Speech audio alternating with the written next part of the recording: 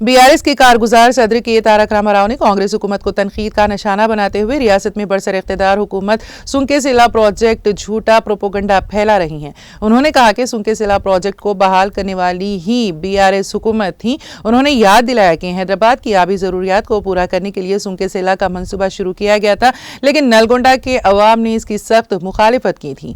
KTR ने तेलंगाना भवन में साबिक वज़ीर मोहम्मद महमूद अली और सबिता इंदिरा रेड्डी के साथ मीडिया से बात की।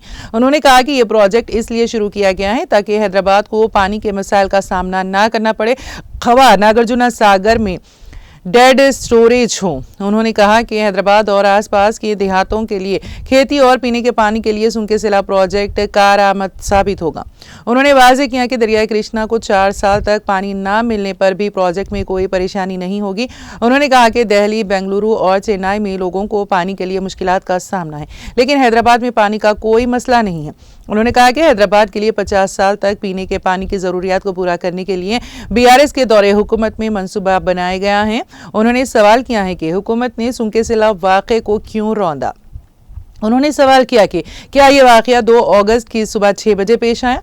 क्या हुकूमत को आगाह किया गया या इस मामले पर पर्दा डाला गया? अगर हुकूमत को इसकी इत्तला नहीं मिली तो ये इंतहाई शर्मनाक बात है।